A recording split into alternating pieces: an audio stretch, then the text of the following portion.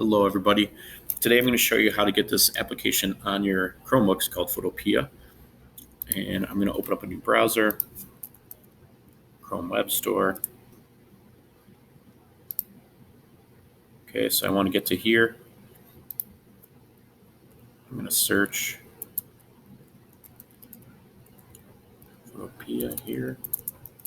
Spell it right.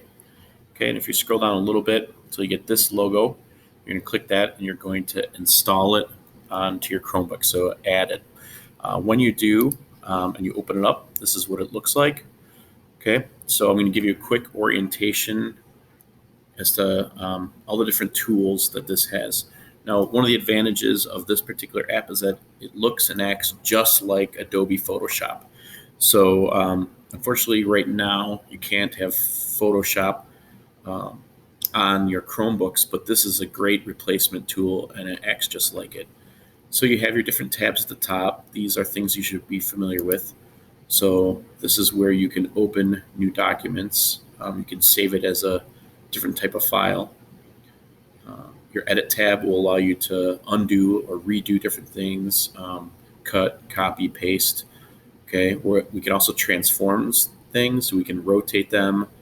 We can flip them horizontally, vertically. We can distort them. We can scale them. This is an important one to keep in mind.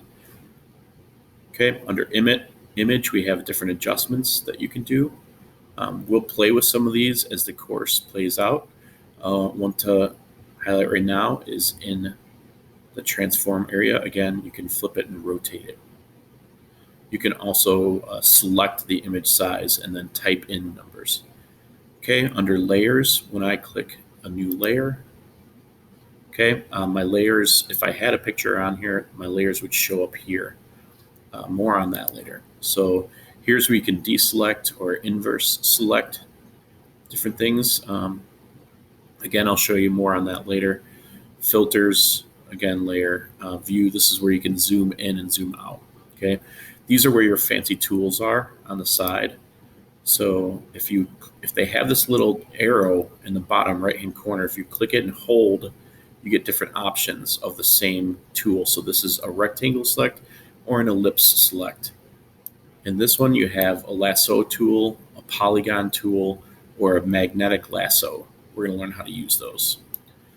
This is an object select. So if you wanted to select a person or an object on your screen, you would line it up with the crosshairs on this, and away you go. And then the magic wand is another tool that we will use moving forward.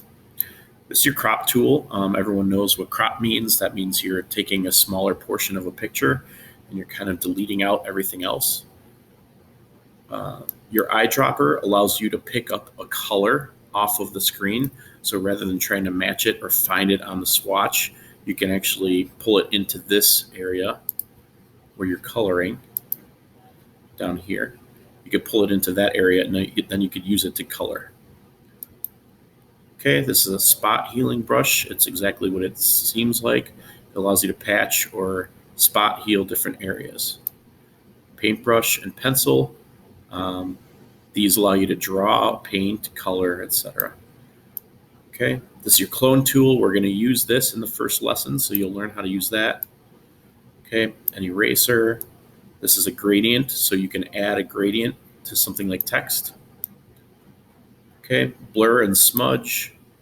This is obviously a sponge tool, and then this is to add text. So if you want to add a text box somewhere.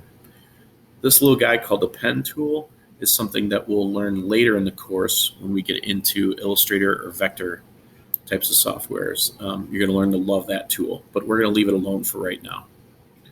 So that is just a quick orientation of Photoshop / Photopea.